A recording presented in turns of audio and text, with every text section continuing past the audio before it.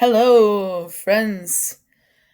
This is the second week of the special edition Crowtober. And if you're wondering, dear God, why did she marry the words crow and October together? Well, go check out last week's episode and you can see the beginning of it all because this month, October, I am celebrating the month that Devil's Night happens in and Halloween by doing special edition each week of the Collected Edition Tuesday show. That's where you're at right now. If you were tuning in to watch somebody else talk about something else, well, then you are in the wrong spot. But if you're here to watch me talk about a installment of The Crow, you're in the right place. And dare I say, you look stunning. Stunning. Ready, fresh faced, ready to take on the world of The Crow. All right. So last week, if you didn't catch it, I did The Crow Memento Mori. And before I talked about The Crow Memento Mori, I talked a little bit about my personal history involving The Crow, which I think I'll probably get a little bit more in depth in with the final week where I am doing um, the original Crow. But anyways, like I said, last week I did Memento Mori.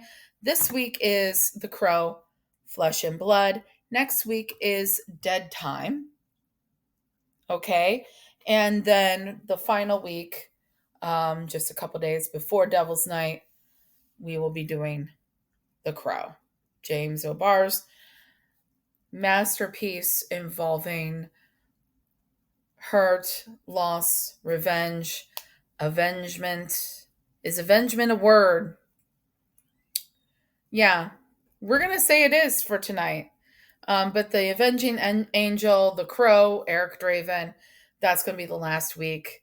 And I'm super excited that I'm here talking to you guys tonight about Flesh and Blood. And like I said, when we get closer to and we get to the actual event of talking about James O'Barr's The Crow, which is one of my favorite stories of all time, not just in print with the story, the book, but also one of my favorite movies of all time. We'll talk more about the impact The Crow has had on my life when we get there. But first and foremost, if you want to get more information about that and you didn't watch last week's episode, please go run over, watch last week's episode. It is a little bit more lengthy than I hope to be tonight because I was talking a little bit about my personal history with The Crow before actually talking about Memento Mori. If you didn't watch that yet, go run and watch that and then come back here. And it will be a lot of fun. And we'll go ahead and we'll get started. Okay, so let's go ahead and I had to pause the video to do something really quick, but I'm here with you now. And we're going to go ahead and we're going to talk about The Crow, Flesh and Blood.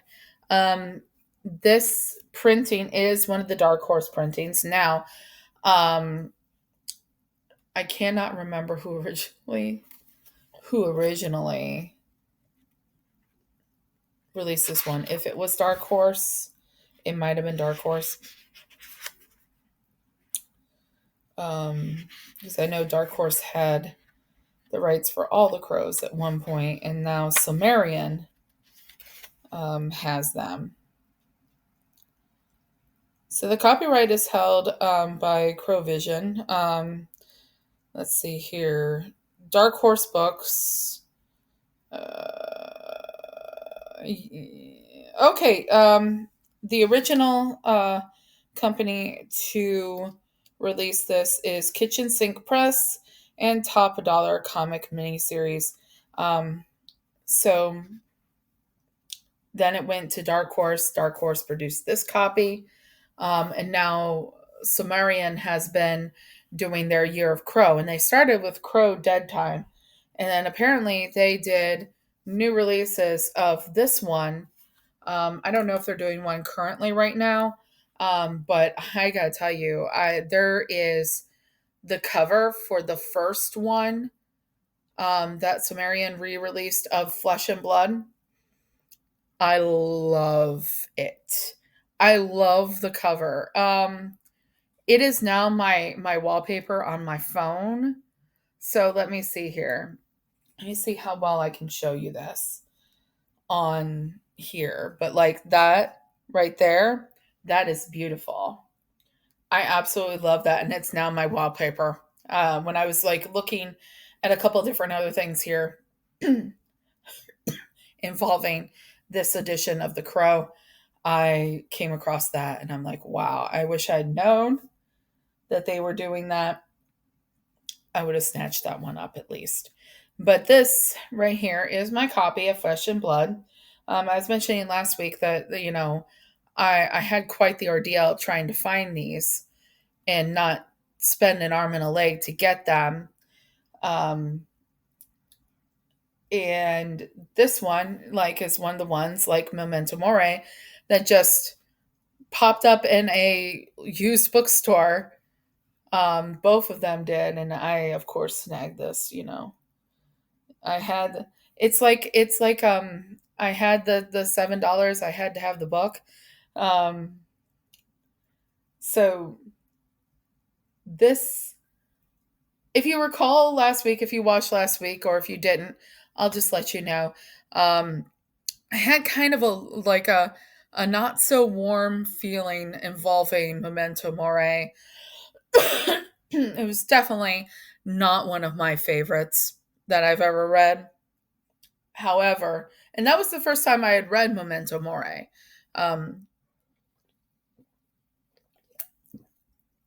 and it really just wasn't doing it for me. But from the moment I opened The Crow, Flesh and Blood, let me give you a little particulars about it before I get too deep into the book review here. James O'Barr's The Crow, Flesh and Blood, written by James Vance and Alex Maleev, doing the art. Lettering by Dan Burr. Let's see here. We've got different people at Dark Horse and that kind of thing. And then we get right into the story of part one. Now, this was originally published as 3 parts, and it is like the original, all in black and white. So, Memento Mori had some color to it, had color art. This one is all in black and white. So it's like the old school first Crow, which was all in black and white as well on that interior. So we meet right away. We meet Iris Shaw, who is the chosen Crow for this situation, and she is um, employed by the Bureau of Land Management. So she's kind of a bureaucratic worker, um, and I love how they they describe her here, or they describe the entire book. So they were really kind of diving into that whole um, adage of the original, right? So that it goes like the back reads like this: People once believed that when a person dies, a crow carries their soul to the land of the dead. But sometimes something so profound happens that a terrible sadness is carried on with it, and the soul cannot rest. Then sometimes, just sometimes, the crow can bring that soul back to make the wrong things right. So, like, pretty much directly from the script of The Crow. Yeah. In the midst of a rural land rights struggle, Iris Shaw, a federal conservation officer who is murdered in a bombing by a ragtag band of right wing activists. Little do her killers know that Iris wasn't their only victim, and now, with the help of the Crow, Iris must exact vengeance for her own death and that of her unborn baby.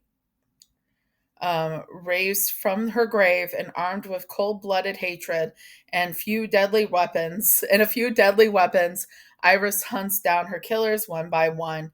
And if exacting ultimate pain is the goal, when does vengeance cross the line to brutality, and what is the price to the soul? So that's just right on the back of the book, okay? So I'm telling you guys nothing more than what is on the back of the book, plot wise.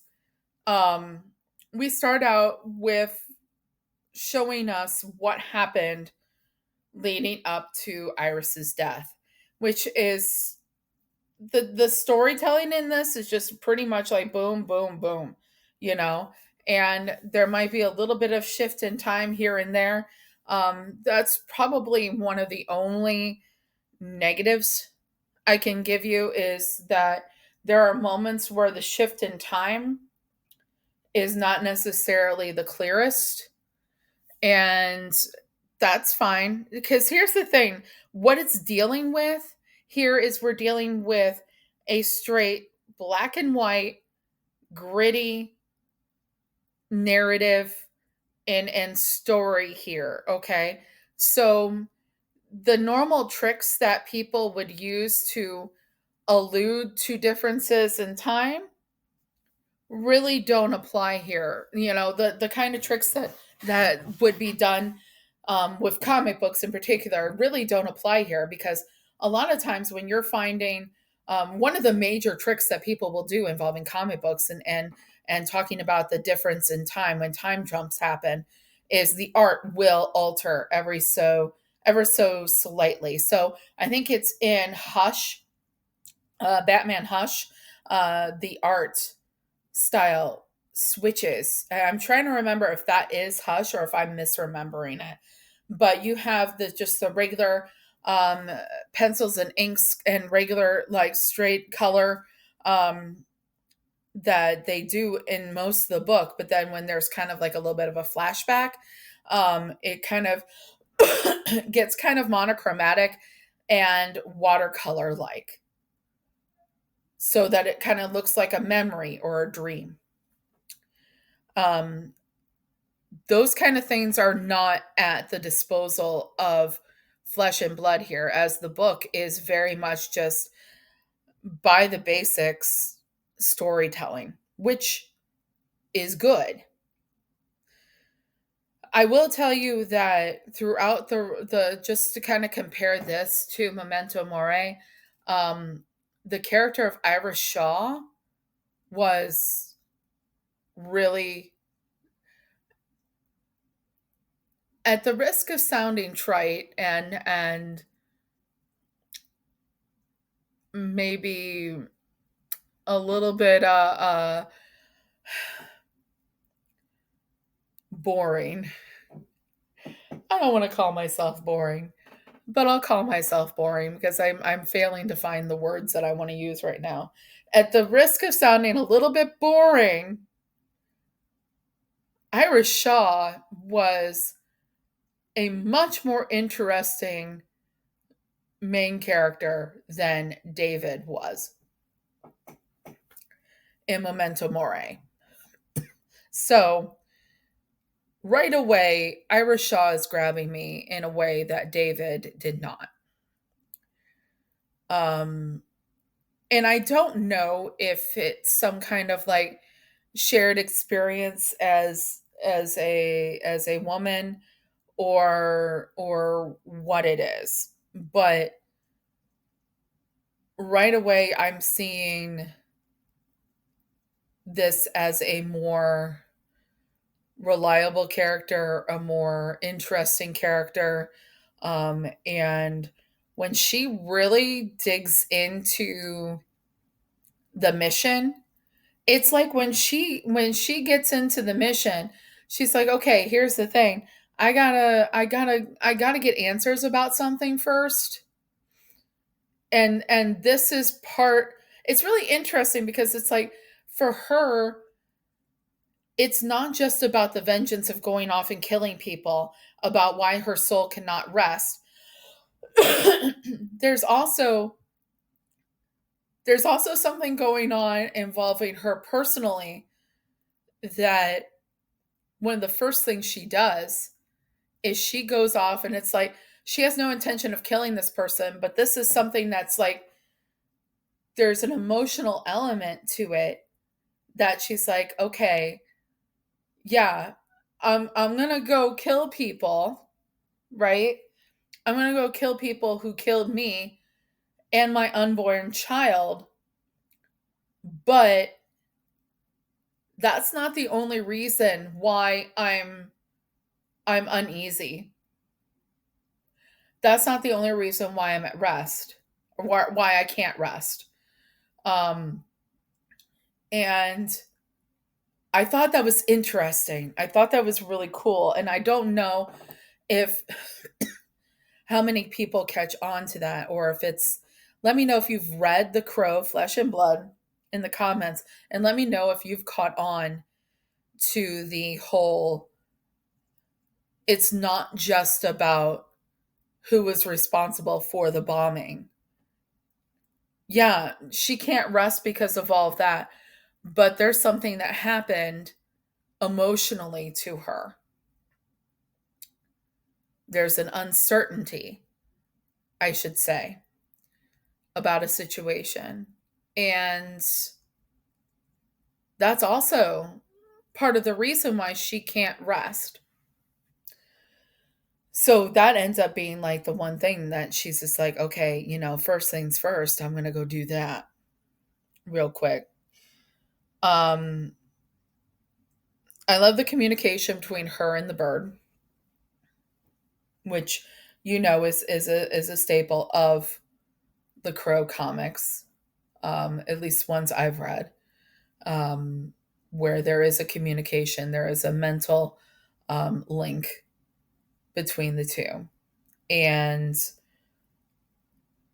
Iris does some stuff like after she clears up she gets answers involving the one thing, which is just an uncertainty, emotional uncertainty.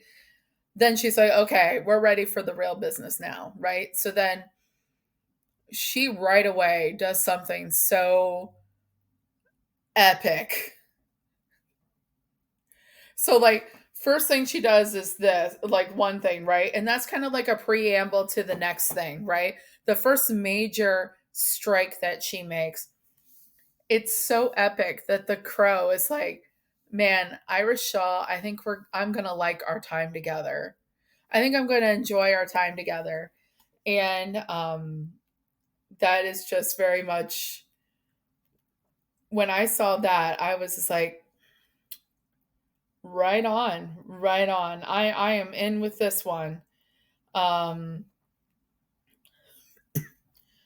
so what we do see very much is people trying to abuse the land, and there's an environmental aspect involving killing animals needlessly. Um, and it's her questioning it that caused her to be killed and all that. So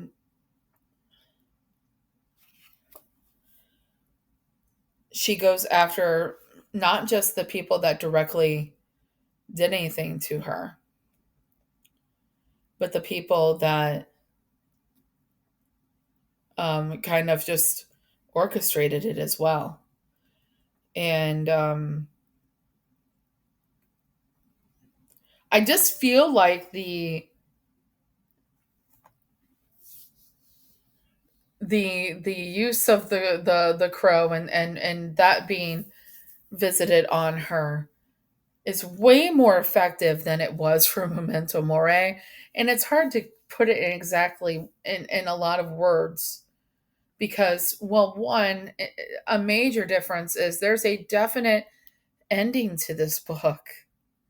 Okay. So, like with Memento Mori, you were reading it and you get to the end and you're like I was saying in the last video, For those of you that haven't seen it, like I was saying in the last video, when you get to the end of Memento Mori, you wonder if there was supposed to be more and it just didn't happen. Because it's not a definite ending to the story. Here, you have a definite ending to the whole process involving Iris Shaw and her revenge, her vengeance streak. So right away, that's more effective to me. I really just sat there a lot of times being like, that a girl, to Iris Shaw, while I was reading it, like you should be.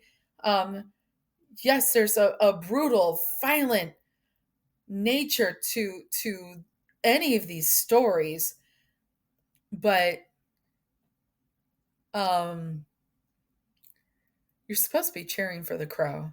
You're supposed to want to cheer for the crow. It's supposed to be clear why they're there, and it's supposed to be clear to them what they have to do to avenge their death. And with David, he's avenging not just his death, but he's also avenging Sarah, his girlfriend. And he kind of just wimps out on that, right? And then you have Iris Shaw, who's avenging not only her death, but the death of her unborn child. And that's one of the really cool things about the book is and the question throughout the book is, but Iris, what were you planning to do? Were you planning to keep the child? In which the book answers by the end. And she doesn't come out and say yes or no, but what she does and how she acts and how she reacts, she definitely answers that question for not only the crow, but the reader. And I have to say that there was just a more of a giving herself over to the mission. And while the circumstances surrounding Memento Mori were more self-righteous, for her it was more emotional. And that, I think, is what makes it a really effective book, is that you can sit there and feel what's going on with her.